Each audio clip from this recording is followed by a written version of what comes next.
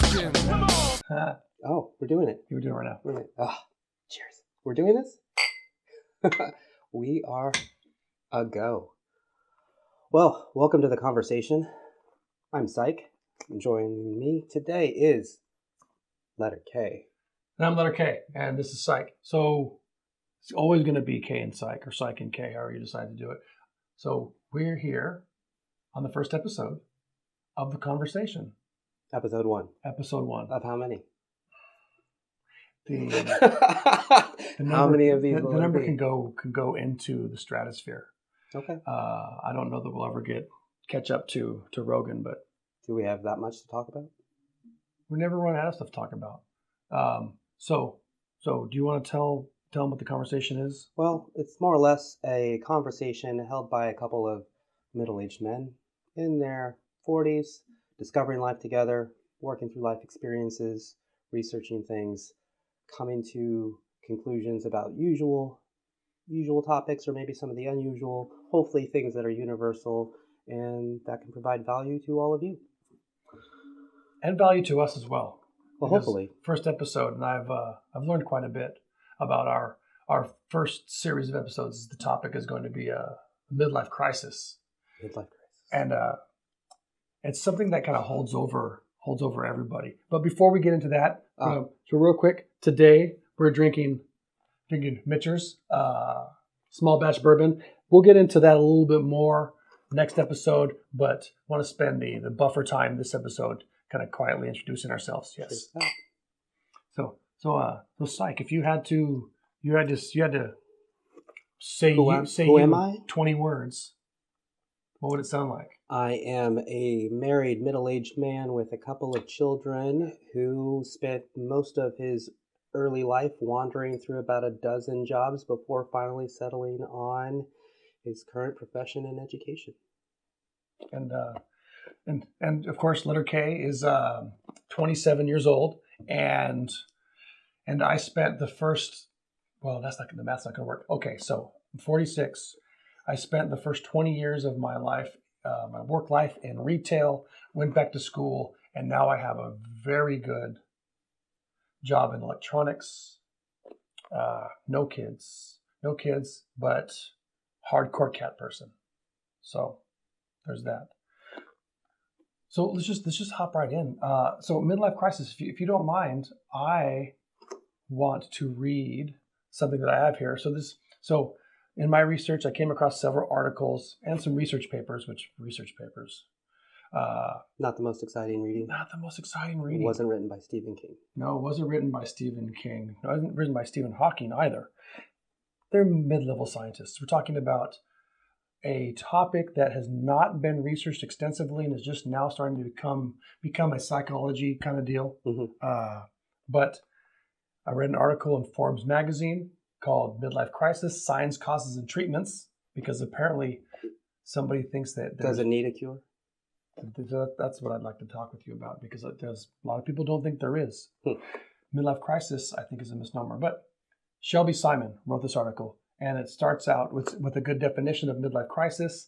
A midlife crisis is defined as a period of emotional turmoil in middle age around 40 to 60 years old, characterized by a strong desire for change. I think that's a really good definition of midlife crisis. But strong desire for change. Strong desire for change. So, no, but the question is crisis the right word? I don't think it is. I don't necessarily believe that there is something to avoid. I mean, a crisis is something that you would try to avoid. Yes. Right? Nobody wakes up in the morning and goes, you know what? Let me get ready for my crisis. Oh man, I've got a crisis scheduled today. Let's get to it. Honey, I'm crisising today, just so you know. Yes. I think more or less it's something. It's part of life. It's part of a process that's brought on by a specific period of time, which is why it's called midlife. But a variety of other factors, external forces that lead one to start to make the changes that you mentioned that would lead somebody to believe maybe something's wrong. This person's not behaving in the way that they once did, or something is a little unusual about them. They never wanted this before. They never did that before. They never went there before. They never, all of those things that come about around that time that cause people to take notice is, it's just someone's life evolving over time and not necessarily a crisis per se. I think a crisis is, um, a fancy coined term that has served its purpose to kind of tell us what that person is experiencing, but I don't think it's a crisis. So I tend to agree with you. So I'm gonna spit a number of things that I learned. Most of them are going to come from an article by Rebecca A. Clay, which was released last year, called "Researchers Replace Midlife Myths with Facts." Yes, I think there's more myths than there are facts about this topic. But one of the things that I learned from reading these research papers and the articles that are about the research papers is that the term crisis, it sounds like it was coined probably as clickbait before the internet. And articles, research papers were done in the 60s and 70s that dealt with the whole midlife transition, and it was done from a standpoint of how it interacts with the concept of age-based depression. So I think that's where the term midlife crisis comes from. So it's what one experiences while they're going through depression. And I think that they dealt with just the negative aspects of it. The articles the research papers that I read, and now, not a lot of research has really ever been done on what they consider the midlife. And all the stuff that I read puts 40 to 60 as your midlife. So crisis or challenges or nothing. 40 to 60 is like the universal, hey, here's the middle of your life. I think they kind of adjusted that range of ages a little up as our longevity started to increase over time. And this is all gives them some wiggle room. Where's midlife really? Yeah, and this is the newer stuff that I'm talking about. Okay. I don't know. There were no age ranges in the stuff from the 60s and 70s. Well, we know about. I mean, we could look up and see how long did people live in the 60s and 70s on average, and that would put people right around their late 30s, early 40s. Yeah, probably.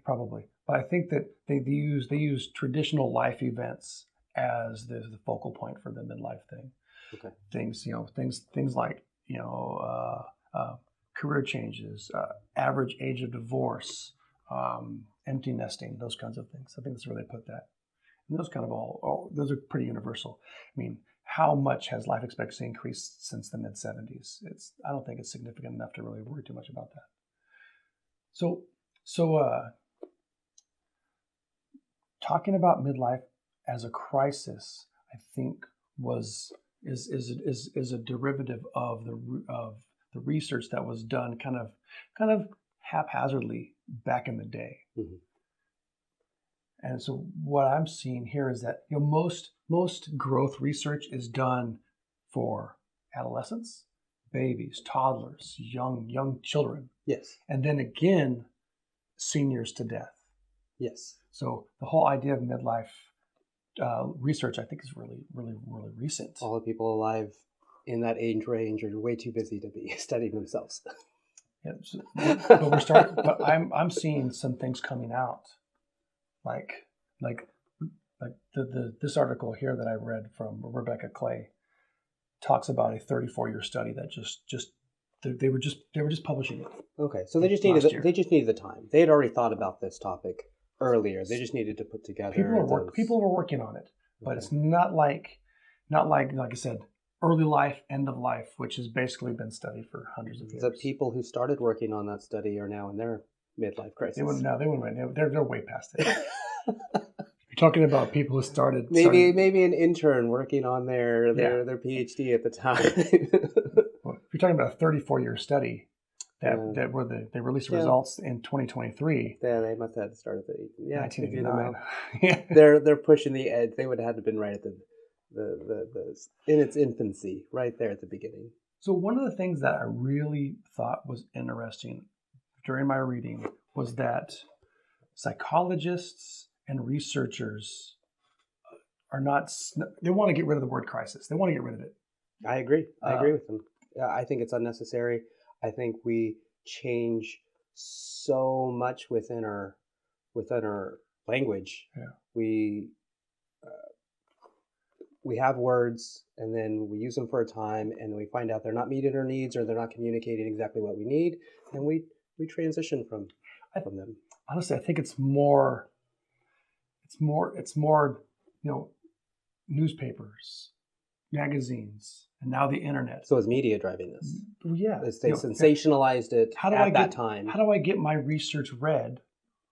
I'm going to call this a crisis. Well, even the article that you were reading, you found it in Forbes, right? In Forbes. One of them I found in Forbes. The other one was in the Institute of Mental Health's website. I mean, unless you subscribe to a whole bunch of academic journals or periodicals, or if you're a student and you have access to a library worth of peer-reviewed academic this article research. by Shelley Simon in Forbes, Midlife Crisis, Signs, Causes, and Treatments.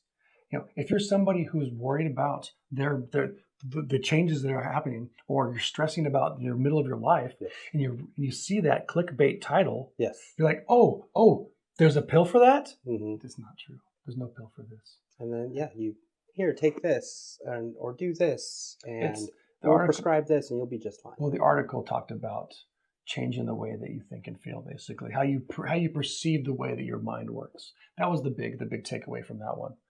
Well, there's all sorts of these external factors going on within someone's life around that time that lead them to feel differently, to perceive life differently. There are all sorts of changes. So are the changes the cause of the person changing, or is the person changing causing the changes? Well, think about it. We're an island in and of ourselves, and if we start seeing changes in ourselves, is that scary? Am I perceiving the way that I react differently to situations, and does that make me feel like there's a problem? And then we're just talking about perceived change. We're just talking about the internal thoughts of an individual. Well, yeah, because I can perceive changes in you that perception is reality only from perception's sake. Sure. But perception is my own reality. Yes. Internally, I'm like, I'm starting to react differently to this. That's not the way I was raised. Is that scary? I suppose if that individual was, like you said, completely on an island and not receiving any sort of helpful or useful input from peers, family members, loved ones, if they don't have a tight circle of support that can go, hey, you know what? You're fine, and this is all right, and this is natural. What you're thinking and feeling, there's nothing wrong with it. It's valid. And then kind of give them some guidance after the fact. And so talking with others professionally in your inner circle, that's one of the things that all these articles talk about the treatments. Mm-hmm. But we're talking about men here. How many men go through emotional changes and think I need to seek help? Very few. Mm-hmm. I would say very few. I would say very few traditional men. I would say very few. I mean, like my grandfather, like my father, like my great-grandfather, we're talking about men that were just expected to protect and provide and handle things, and boys don't cry, and just make it work, fix things, solve problems. And if someone felt they had a problem within them, then it was for them to fix. It wasn't for somebody else. It wasn't like your car that you could take to a mechanic and have it sorted out. Yes. And I think I think probably our age group, our generation might be the first ones to be on the precipice of change as far as like emotional, help goes. But yeah, you're right. At least accepting it. Yeah. Accepting it, acknowledging it. Hey, men do have emotions. Men do feel. They can share things. There's nothing wrong with that. It shouldn't be frowned upon. And it's more socially acceptable now as a male to be able to open up and become vulnerable with people around you. But at the same time, we were raised to be rocks and islands. Oh yeah. Yeah. Oh yes. I mean, yes. I haven't cried since Spock died. So yes, it's been a long time. It was a hard time for you. I remember that. To Spock. He came back to life. It wasn't that big of a deal. So I have from the research papers that I wrote. I have a PhD. Margaret Huyck. Hook. Maggie, I'm sorry, I'm getting your name wrong. But Margaret Huck, PhD. She's a professor at the Illinois Institute of Technology, Institute of Psychology in Chicago. She says, if you look at the research, evidence for a midlife crisis is just not there. Some men are vulnerable, but not all of them. You have to understand the specific conditions that make particular men vulnerable. And she goes on to talk about a book that she got a lot of her research from, that was written in 1999, and still dated by today's standards. Of course, that was an era ago. Yeah. So she talks about a thing called gender expansion, right? Okay. So what is gender expansion? This is an interesting concept. So, and this ties into what we're talking about, internal perceptions of change. So gender expansion is a phenomenon that happens around midlife, or starts around midlife traditionally, where the man has a tendency to become more nurturing, and the woman has a tendency to start become more of the assertive point in the relationship. So you've got a woman who is being given gender expansion. Yes, gender expansion. Okay. Multiple roles. She's expected to raise the kids. Now she has to have a job. Now she's doing all of these things. And in order to manage that successfully, she has to assert herself. Mm-hmm. But the man who is finding comfort in career, finding that there's less things for him to have to go out and protect against. The aggression is starting to wane. We've civilized the world. So now he's becoming more fostering, more nurturing, and you're seeing this gender swap almost for traditional white picket fence roles. That, according to Maggie here, is something that creates inner turmoil in a man, because he's starting to see changes in himself, and then he saw the same changes in his parents. My grandparents, perfect example. My grandfather was very quiet, reserved, but also very caring. Mm-hmm. Very but he listened to everything grandma said. Called her boss. Oh, okay. And she was in charge of everything. That wasn't like that when they were young. He was a World War II bomber mechanic. He was the man's man, American male. So something happened. Yes, it had to. Something happened that created that, and it's very common. It's more common than I think we realize. My parents are the same way. My dad, very quiet, very reserved, but the most caring person that I know in real life. And you know what, my grandparents, kind of similar to what you were just sharing. Mm-hmm. My grandfather was, my grandparents, they met when they were in high school. They were pretty much high school sweethearts. Yeah. My grandmother, I think, was 16, 17 when she met my grandfather, and they hit it off right away. My grandfather played basketball on the varsity team, one of the stars, athlete, more or less a man's man, very traditional in the way that, the macho, if you have a problem with me, let's take it outside, sort of thing. We'll handle this. Let's not talk about it. Yeah. Let's let thunderbolts and lightning. Yes. But then after it was all settled, let's go out, let's have a beer. And it was fine. It wasn't, it's not like that anymore. You can't really go out and do that anymore and expect the same results. You can't get your ass kicked and be like, all right, who's buying? No, exactly. But yes, somewhere in their relationship, things changed. And I think my grandmother gained a little bit more power and control. I mean, she pretty much ran the household. She ran the finances, all of the money, all of the books, major purchases and decisions were all hers to make for the most part. It wasn't like my grandfather didn't have input, and I don't think he was, I don't think he wanted to just wash his hands of everything and just take the easy road. But for whatever reason, she was managing the household. That was the expectation. Yes. And in order to do that, she had to levy certain assertiveness and qualities that started to swap those roles. So that seems to be very common. So that's what I'm talking about. So a man who is in his mid-40s, like I am, mm-hmm. I mean, I don't have the same experience that you have because you have children. Mm-hmm. But a man the same age who's starting to see his career kind of take off. He's, things are starting to get kind of lax. The traditional, the nuclear family roles puts my wife in charge of the house, in charge of the kids. She is starting to exert herself. Or assert, not exert. She's always exerting herself because she's working really hard.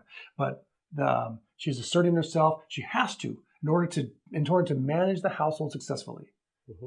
And if both parties are working, you mentioned that when women in the workplace, and especially, I'm assuming that the couple that's married are similar in age, and we know that men and women start to reach the height of their earning potential right around their middle of their life. Mm-hmm. Somewhere 35 to 45, you're probably going to earn about as much as you're going to earn unless other things happen.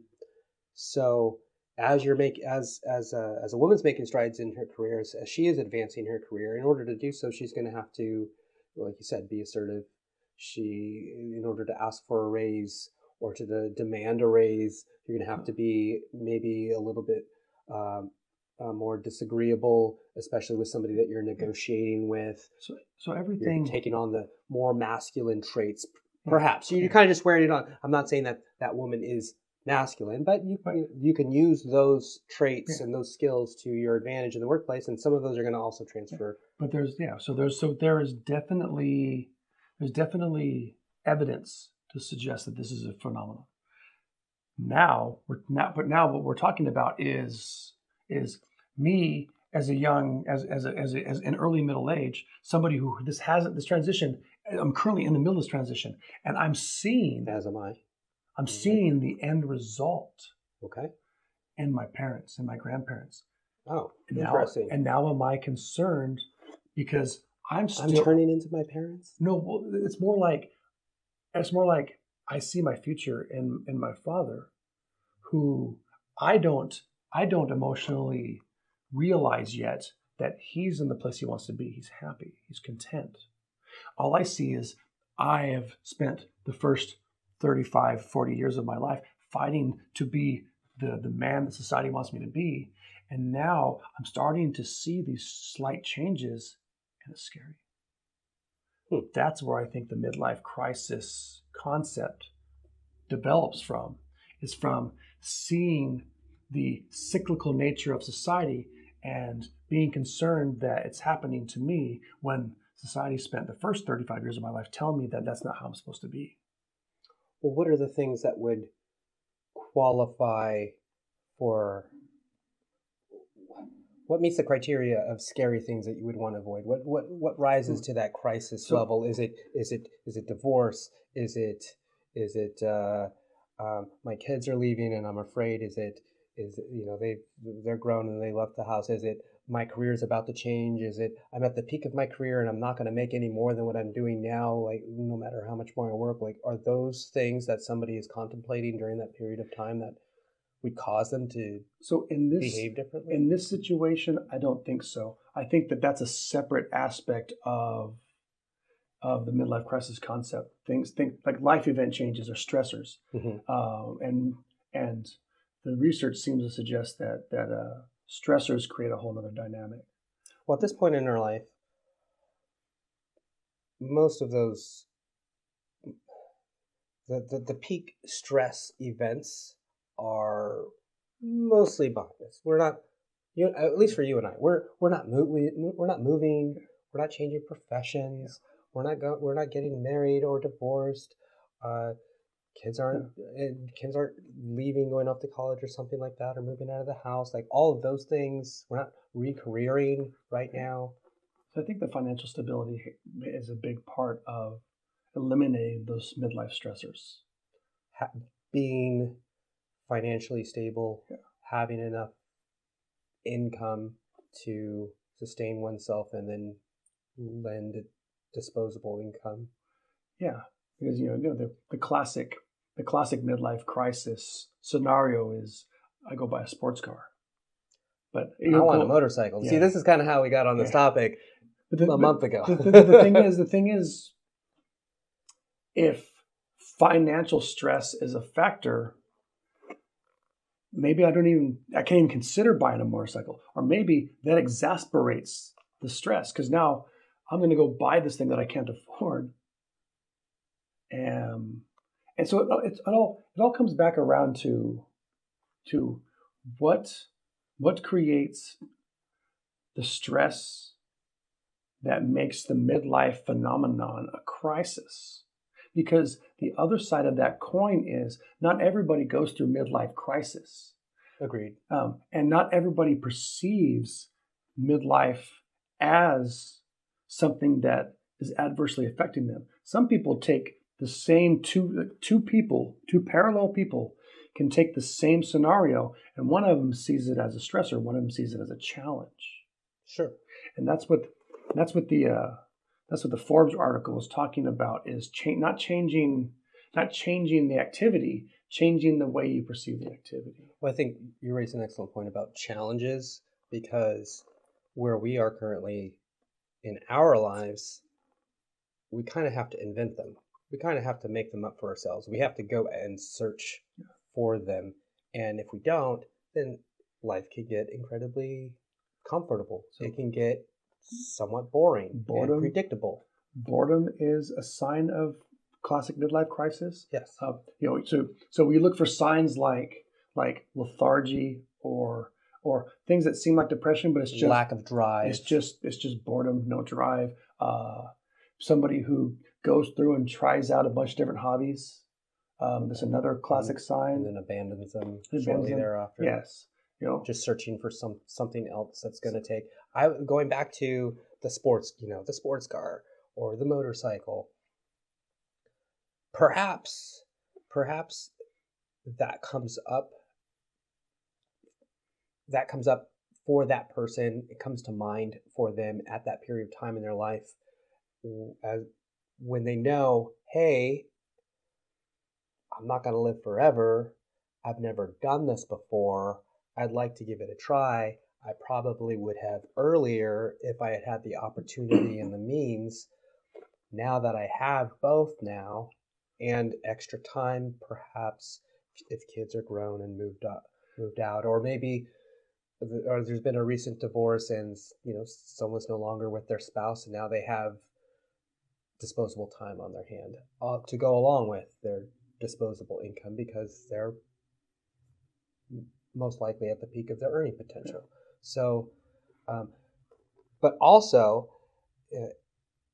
let's say they don't have the means at that particular point in time and still want to. Maybe that could lead to things like, well, I want this, but I can't do it. So now I need to go and find a career or find a way to support this want of mine, this desire of mine. And that could bring in some stress to go along with this so-called crisis. It all compounds. But I like the idea of I can't do this. But I think that most people think, well, I can't do this, but I can do this. So they want so much to find something that they can do that's different, that's changed, that's something that they always want to do before they die, or so that kind of stuff. Yeah, bucket list. That it creates an element of agitation that might be perceived as panic. So I'm running out of time. What do I do? But I can't afford this. Like my cousin in our late 30s, my cousin, he He always talked about wanting to buy a motorcycle. Okay. It's kind of funny. He owned motorcycles, but he wanted something special. He was talking about something unique, something special, something very expensive. He couldn't. He was never going to be able to afford that. So he dyed his hair green. Dyed his hair puke ass green, like Ninja Turtle mutagen ooze green, and sounds horrible. It was terrible. But and I never thought of. I didn't think about it. This is 12, 14 years ago. I didn't think about it at the time. I just asked him, bro, why is your hair green? And I'll never forget. He said, well, I'm starting to lose my hair, and I don't want to be 60 years old and think to myself, man, I never dyed my hair green when I had the chance. Okay. He couldn't do this. But he did find something he could do. People control what they can. Yeah. Yes. And so it was that an element. What did that give him? An element of catharsis? Was did that soothe his need? Until he needs to get the next thing on his list checked off. Yeah. I mean, it's always what else? What's next? All right, got that. You can cross that off the list. And then what? Okay, you have green hair. Yeah. And unless someone is truly content with green, if that's enough, I don't know any people where that's enough. Have you met any people where they're completely content with where they are? I don't know. Is that would negate the whole concept of having a midlife crisis? Yes, yeah. Those people don't exist. I don't know. The truly content people. I'm pretty happy, but yes, I still find myself sitting on the couch playing video games, thinking I should be doing more. Mm-hmm. So definitely, I mean, yeah. Same. I mean, same. Yes, I could be here on a weekend. And I'm struggling with this summer, so I have a large amount of time off until August, where if you don't do anything, August comes and you're like, well, shit. Yes. And then I would feel terrible, like I didn't produce something, I didn't accomplish anything, I didn't have a project, I didn't have a goal and complete it, I didn't have a sense of achievement. And so that brings up a good point. Now that we are doing this, and I've been looking for a project, do I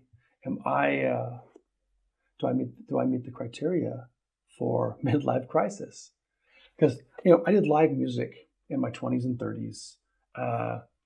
Changed careers, which that I like. I like what I do. I love what I do. But it gives me a lot of drive. But now I've been in the new job for 8 years, and I am starting to pine for a project.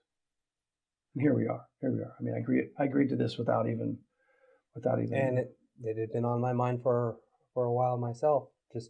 So it was a new challenge. Yeah. Getting into some things that I had once toyed around with, like video editing and sound. Yeah, coming back to it. And I did public access back at the turn of the century, and then of course we all know about my single season YouTube effort, the sitcom. So yes, and I'm same thing. The opportunity to do a little production, yeah, it's exciting to me. But do we meet that criteria? Do we see this as a need to produce something, or is it just a challenge? Well, as far as I know, there's no clear-cut clinical diagnosis. There's no diagnosis. So they do not consider. It's not listed in the DSM-5. No, they do not consider midlife crisis a medical condition. You can't get Kaiser to pay for it. Yeah. So I think that maybe this is probably a decent place for us to pause, but we're going to continue this. Yeah, this is just opening a much larger discussion where we can take all of these subcategories and finances and relationships and the duality of it. Some people experience it and some people don't. And we did a lot of defining midlife crisis. Mm-hmm. I think that we should next episode we should do some research, spend some time on talking about how people can cope with the whole concept and where the help is, because I do think I think that the whole midlife crisis is not a universal concept. I do think that that depression exasperates the idea of getting old faster than you want. And I know just a couple of guys here talking, a couple of men conversing about this topic of midlife crisis. Does this also affect women as much as we think it does, or looking at the research, I think it affects women a little more. More? Yeah. At least more in the past 34 years, according to this. According to the studies that I've been reading, yeah. Okay. Or because studies are male centric because you're trying to sell to men. You're talking about stuff that started in the 70s and 80s, and this is before you absolutely had to have two incomes just to own a home in California. Mm-hmm. So you're looking at things from a perspective of how can I make this a product. That's what the medical sciences are. It's always about profitability. So yeah, I think that now they're starting to see, women are more affected. And they're not talking about women being affected by their husband, spouse, significant other going through their midlife crisis that is bleeding and interfering with their life. They're talking about their own. They're going through all their own shit. Their own experience. Yes. Okay. And it's being exasperated by. And it could be both. It could be the husband and the wife, or the both married parties going through their own, and they're having to cope and experience life. They're going through their own, and that's interfering with causing problems with each other. Yes, absolutely. That's what I'm getting at. So we'll talk about that next time. I think that's a great place to go. All right. But yeah, this felt fast. It went by really quick. First episode. Let's do it again. Yeah, let's have more. All right. Cheers. Come back next time, huh?